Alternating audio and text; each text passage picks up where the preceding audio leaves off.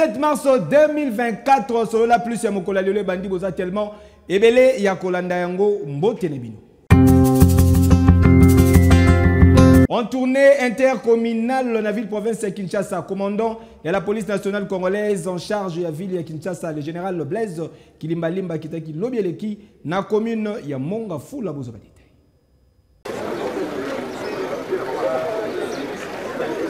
Commandant de la police nationale congolaise en charge de la ville province de Kinshasa, le général Blaise Kilimbalimba Akitaki Lobieleki na commune ya Monga Fula Kunesika Wapi azalaki na causerie morale na population et longo na belema ya la police installée na ba différents quartiers oyo constitue ka commune ya Monga Fula. Objectif ezalaki ya ko rappeler à l'ordre belema ya la police nationale congolaise pe ko rassurer population que bazali ko bénéficier na protection malamu ya la police.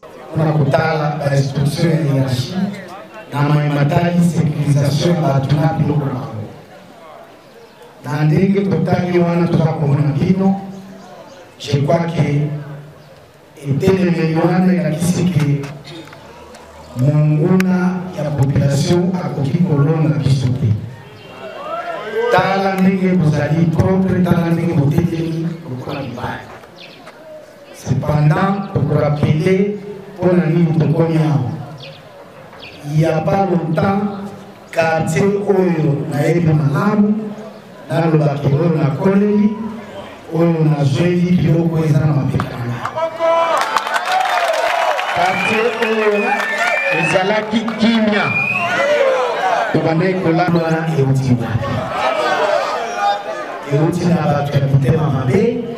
Azokanisa kisoka kopili moninga oya zatana $20 nda kunaidi oyo basere pasi pona ni yango tokozala sévère tokozala sans pitié na bayebateli liboso biso bayoza komona bango wana bato lokola bana mike lokola mais bango ndoka kotia insécurité yango na ye kolobake ndenge totelemi wana tokokoba se kokoba kolobake na bato na biloko na second volet ezalaki pe occasion pour na ko présenter échantillon ya bakuluna oyo ba terroriser la population ya commune ya Monga Fula.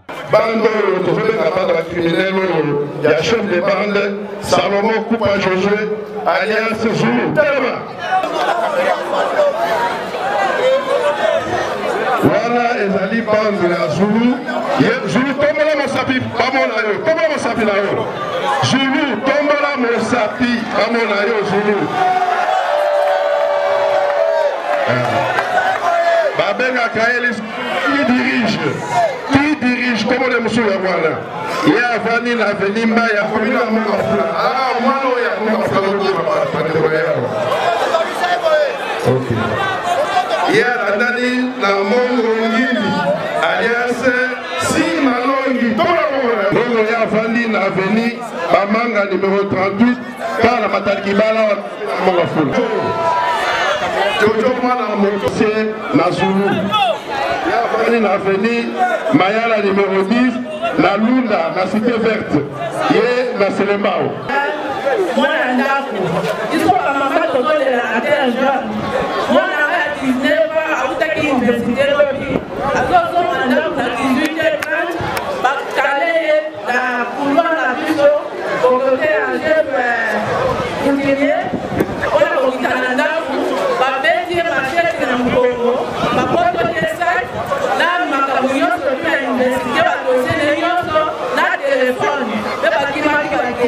sur place moko ya ba victime ya bakuluna oyo amonani pe a témoigner ndenge bakataka ye loboko lelo oyo atikala infirme. Batu bakataka loboko menesala a tenir en plein de service na désert yeyo bazaba test na bango ke yone muliwa lelo suite so kufa plus de 15 bata kwa ketch ya rouge so la fosate la loi ba wala ki ma na dika te ko ya l'état so bila ke ba ko mangai baprometaka yote liwa oyo suko sokufa loboko yango nakima loboko okatananga tina brigade ya kokwela na prince. En tout cas, mon général Bana Oyo Mawa Ezalate. Hey, Keyo! Okobenga, obengi kuna baoya na basana mutuka. Bako kokoma peut-être mbango kwa batu ya awa to basana mobilité. Eza mobilité. Namasina na Siforko, commandant Zombi akangi bande moko ya bakuluna en pleine opération, s'il vous plaît, Bolanda. 99 jours ya moyibi mukolo moko akozwama tozali awa na quartier Siforko na commune ya Masina bana mibali oyo bozali komona boye ata babeteli yo lisolo te kasi bo comprendre déjà ke bazali bakuluna kaka ndenge bozali komona bango boye bakoyaki na maboko ya commandant Zombi pe belema na ye ya la police en pleine opération bauti ko botola mutu sac oyo ezalaki na mbongo pe telefone na ye yoka lisolo andeko moto tie maboko oyo ezalaki lobi mbula wana tango sobeta se mbula wana tolobi tosala tourna mabele tosalaka tourna na biso mabele tobimi Siforko topesa Siforko na kati côté hôtel moko bepeme na mai tokutana bango bafuye basaki eloko ezala kati ya saki tomonaki te ntango bamoni biso bazindi na mai biso mpe avike mpe tobangaka mai te mpo mai eza obstacle te mo eza obstacle te mbula eza obstacle te soki otalinga babotina omonaka ndenge ezali aza ya kobeba kaka nde tosalaki mosala tolandi bango ntina kati ya mai bakoti na ngamba mai bakoti na kati ya ngamba basotemi tozalaki na bayike na biso bazalaki wana tokwei na bango otya totie bango maboko basali barésistance kolongola bilamba bakotisi biloko bakotisaka banyoka balongo na etalema pouvoir na bango ezalaki moke ya mapinga ezalaki makasi koleka lomoni totikalaki na bango ezangi bango te po ntongo tosimbaki komanda azalaki pembeni na ngabi te komanda kata singa wana ntango tokati singa tosanti force azalaki nango naoyo ekomaki ntango tokati singa wana ezalaki su bongo te force ya liboso ezalaki makasi ntango tokati singa force ezali nini edimine lomoni tomaîtrise bango tokomi na bango tango bapesaki bango maloba baya makasi pe batalisaki boye lobi na butula toandoya tokutana na ekipe mokonzi Zombi nde bakoya na biso toanda po fuye saki bakanga biso nde batiaki maboko baye na biso awa oyo nyonso elekai wana yango wana mpe tokoma awa tolala mpe awa na sebeka nde nini leta mpe ya protege biso basaki yango botola ezali na nini lelo eza na kati ezalaki mbongo na telefone mbongo yango combien ezali mbongo na telefone ezali lokola 50 000 saki na nini telefone yango yaki telefone nini tekino na tour na ye commandant Zombi asalaki communication oyo bango na butu la désert ce sont des kuluna réputés nalalaki bango nzala na bandaki kozela lelo nde nasala action lokola nasala action motema nange ekiti me oyo bape babombani nakobimisa bango bameminga partout tina bamai nakoti nabimisi bango baloba te mpo bazwa zero population ya Masina na Siforko basukisaki pona kosenga na bakonzi boye bimaka 4 nde bakangaka biso papa na ngai président pardon atala biso mwana mboka pardon boyokela biso mawa yaya kotika bango so na makala te babimaka nde basa wana bayaka okandela biso libanda oza mwana mboka tolibie papa tialisi papa oza lobela biso papa lobaki obomaki bango boma bango papa tomona pasi na 4 tala nde bazokanga biso na mamoka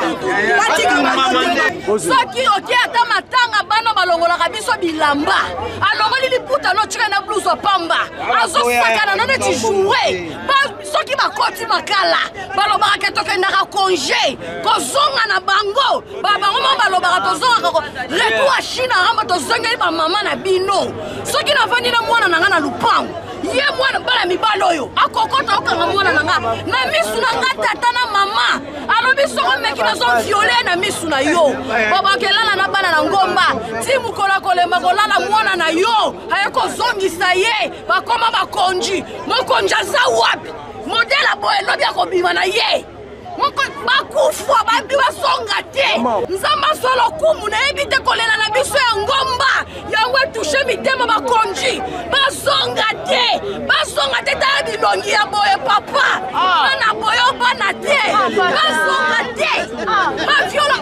baviole mama baviole bana baswa biloko ya ndako tala moske tala elongi papa basonga te balalaka na bandako te.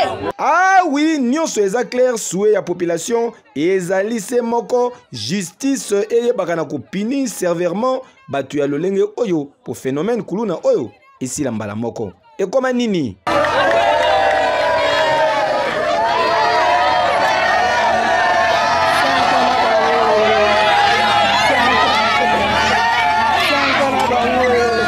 Na commune ya Matete, la police ekangi mwana mwasi na kombo ya Amanda azali kotambola bien lichette pembeni donc suka na kuluna kasi ya mwasi kokamwa. Mama kombo nani? Kombo na Amanda. Tambola na mokili omona makambo mwana mwasi oyo bozali komona boye kombo na ye Amanda. Lobi eleki na pokwa la police na commune ya Matete bakweyaki na ye bien lichette na mopanzi. Imagine mwana mwasi azali kotambola na machette. Et bongo tango batuni ye ba question akomi ko beta misu na munoko lokola mbwa alie pilipili koloba mingi mbanga pasi bolanda lisolo neti kaka bozalaki. Bon oyo oti on ezali machette il était dit hein ya lichette oti yango pona nini nana tinda kiyo mwana bateke atende ko nozwango wapi Oyo zo wapi? Na vitamine. Et pas nani? Vitamine unaweza na batia yangu na tinel papa. Hein? Batia tena obeto te. Batia yangu na tinel. Place nyo place batia ka. Personne za batol ni babuma kasi ba ndeza batol ndeza. Ah, donc ici bazui omundeli duswa neza bo bazui bakoti en fiko na kati wana. Bon, yo na kombo nani otinda kio? Mama sheti beto mono. Otinda yo kombo nani? Azana bateke. Kombo nani? Esa kombo yo. Yo. Kombo na ye nani? Kombo Jérémy. Jérémy. Je m'afana ate bafana na njili. Sikoyo. Bokutana ki wapi batinda yo? Na bateke kaka nazaki na mwana. Ndela na ke vitamine ayebisi ngai na ke kozela yango pasi ezala. Bo zela na te. Ba yo katalanga yawa. Yo oyi place ba bomba yo byango ndeni. Leba kasi balakise muntu pe ka fana nanda la kise biso ke to bomba ngwa yango ngamuna kile na yake ozwa. Te zela nanu. Olobi yo na Jérémy boza relation. To solo la ka bien. To so ka beto be na fana na nef. Yo lobi afani na njili. Kasi na njili na nef. Bo yo vani wapi? Ngai na fana na vitamine. Siko ye na yo ka ye na njili yo na vitamine boye bani. Kasi na kote la libala nde kuna. Boye bani na ndeni. Te bani na kaka tikuna nga on. Siko oye baki place ya bombaka donc c'est que tango bombaka yo zalaka. Te ye ya avana na kote ya vitamine T. Biso nesko mutala kisenga ile les jours mo to fana na kisenga ndi to mona ki. Bo Ona kino tala ni na mona. Te zela nanu. Yo lobi batindi yo kele kusoma machete place ba bombaka. Kasi dia lobi ko ke na vitamine kuna. Nana lobi.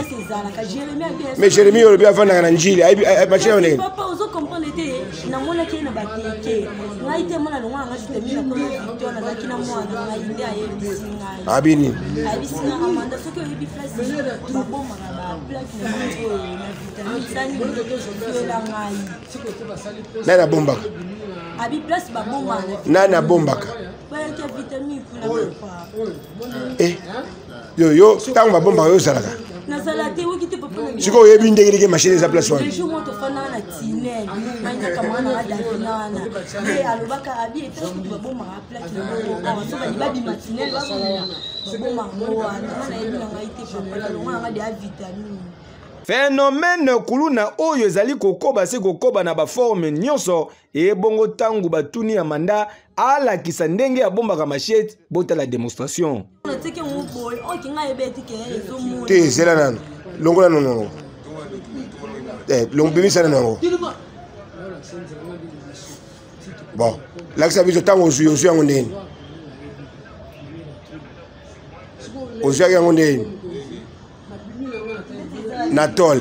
Pour tant que vous êtes au tending, l'accès de l'hôtel. Boindé. Tiens, Natal, vas-y, tiens, Ndé.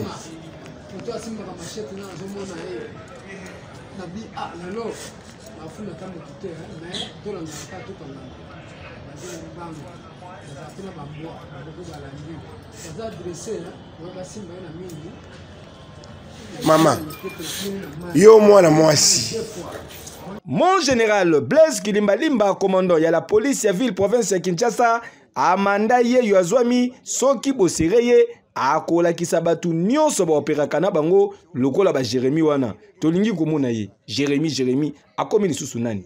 Kokamwe achepe kabelo na mutu soki pe abotolaki yango nani toyebite. Sonie Mutu atinda ki waza wapi? Ozwele machete.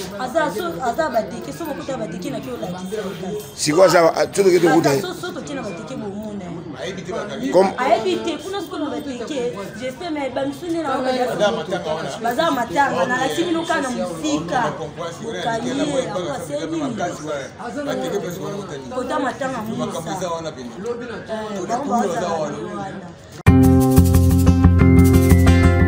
Kinshasa mikolo ezali na ba chaleur ya kosakanate mo ezali kobima ndenge ya kosakanate vice ministre ya santé publique apesi ba conseil ndenge nini esengeli komilengela. Population ya ville province ya Kinshasa ezali komona makambo mikolo oyo pona likambo etali ba forte chaleur observée. Moi ezali kobima makasi, moi ezali kozikisa na ndenge ya kosakanate. Yango en rapport na situation actuelle, moko ya expert ya santé a expliqué Boye. Comme vous le savez, depuis le début du mois de mars, il a été constaté des hausses de température dans la ville de Kinshasa, obligeant les gens à se poser des questions en sens divers. Il a été noté donc depuis le début de ce mois que les températures pendant cette période de pluie ont été inhabituelles. Et le Mételsat a donc remarqué que de la période du 1er au 13 mars, les températures ont oscillé autour de 33-34 degrés Celsius. Le pic de température dans la ville de Kinshasa a été observé le 12 mars, où on a atteint 37,5 degrés Celsius.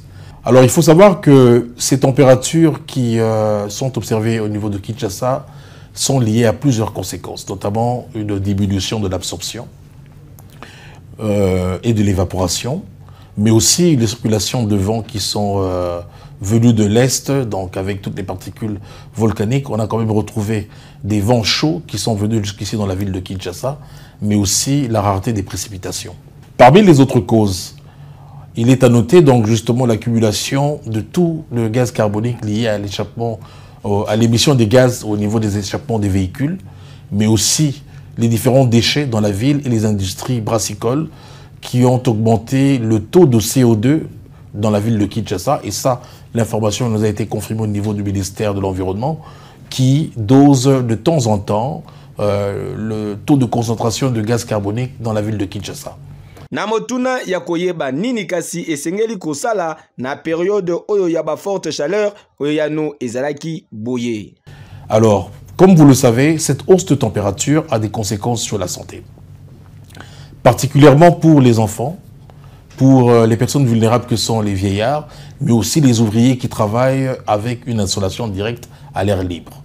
Donc pour ces personnes, quand il y a des coups de chaleur comme nous l'avons observé, il se passe ce qu'on appelle une déshydratation, donc une perte d'eau, et spécialement chez les enfants parce que la plus grande partie de l'eau dans le corps des enfants se trouve, comme on dit en biologie, dans l'espace extracellulaire, et donc ils sont susceptibles de s'évaporer quand il y a des hausses de chaleur. Pour les vieillards, comme vous le savez, parfois les vieillards oublient de boire, et donc ce sont des personnes qui ont un risque accru pendant les hausses de chaleur, de la même manière que les gens qui ont des maladies préexistantes comme le diabète. Comment allons-nous prévenir donc justement cette situation? Eh bien, ce sont des mesures préventives, commencer d'abord par la sensibilisation de notre population, demander aux gens de ne pas être sous l'exposition directe du soleil parce qu'il y a des conséquences non seulement sur la santé mentale, mais aussi sur la peau et sur tout l'organisme, parce que cette situation de chaleur va entraîner une certaine nervosité au niveau des gens, et de la même manière, ça va entraîner une déshydratation qui peut être mortelle si elle atteint des valeurs de 15 à 25%, surtout chez les enfants et les adultes. Mais ce que nous recommandons aux gens, justement, c'est de rester dans des endroits frais, de se protéger et de boire beaucoup d'eau sans attendre la soif. Mais aussi pour les ouvriers qui sont obligés de rester à l'extérieur, notamment les gens qui sont dans les chantiers, les gens qui sont des soudeurs et toutes les autres personnes qui sont à l'extérieur, nous recommandons de porter des couvre-chefs, donc des chapeaux, des foulards pour les dames, et surtout de rester à l'abri d'une insolation directe parce que ça agit aussi sur la peau à cause des rayons ultraviolets que nous avons. Mais il faut aussi garder à l'esprit que ces ultraviolets ont un effet aussi sur les yeux, et donc nous recommandons aux gens de porter des lunettes solaires et d'éviter de regarder directement les rayons de soleil. Évidemment, il faut aussi bien se nourrir, il faut se reposer, se mouiller de temps en temps pour éviter les effets néfastes de la déshydratation. Mais aussi pendant cette période de hausse de température, nous recommandons d'éviter l'alcool, parce que l'alcool va entraîner que l'on puisse uriner de temps en temps et donc entraîner aussi, à cause de l'effet diurétique qu'il a, une déshydratation qui risque d'être dangereux. Noro, Olobi? Nous recommandons d'éviter l'alcool. Nini? Nous recommandons d'éviter l'alcool. Nabandi boyoki, balobi kozala exposé na moite, liaka malamu, melaka mingi mai pe, éviter masanga. Ata oche, na moni yo, na yoki yo. Kasi, oyoki oyo, munganga lobi. Yo! Crise au sein d'Adari Club Motema Pembe, conseil d'administration, basala qui réunion, lobby et l'équipe pour na ko décompter ba situation belé bozo ba détail. Na souci ya koluka solution na ba problème nyonso ezali ko empêcher bonne marche opérance ya Daring Club Motema Pembe Club ya capitale congolaise nde bakambi ya conseil d'administration ya ba team vert et blanc basangana ki lobby eleki na Rotana Club autour d'une table na commune ya Gombe juste après masolo na bango basala ki compte rendu pour na kotalisa boye. Communiqué du conseil d'administration du Daring Club Motema Pembe. Réuni en séance extraordinaire sous la présidence de son fondateur et président du conseil d'administration, le conseil d'administration du DSMP, après échange, débat et délibération, il a été décidé ce qui suit. Premier tiré, la mise en place d'une commission pour trouver des solutions urgentes et immédiates relatives aux différents contentieux du club. Deuxième tiré, le conseil d'administration a mobilisé séance tenante la somme de 30 000 $ pour amorcer le processus de paiement de dettes afin d'aboutir à la levée de la suspension de recrutement de joueurs infligés à l'équipe. À cet effet, le conseil d'administration invite le président du comité de direction et son comité afin d'échanger sur la situation générale du club et de faire rapport de ses nombreux contacts en faveur du club.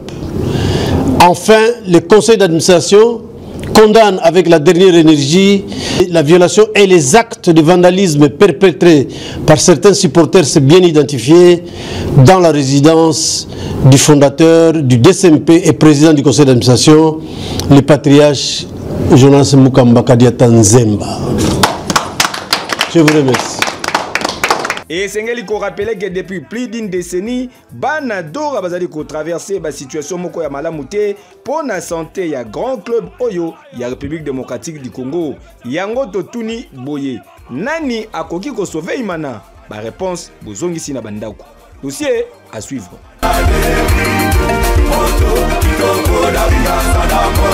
Merci Nerozaki tellement ebele ya kolanda so la plus ya mokola lelo et comme na suka bo sepela ki na ba image bo pesa merci na domusha pe ni da baku bazalaki na sima ba caméra bondi vukulu na régie finale ba mataba ki taba ba kola mabele na préférable. Tokutani lobi.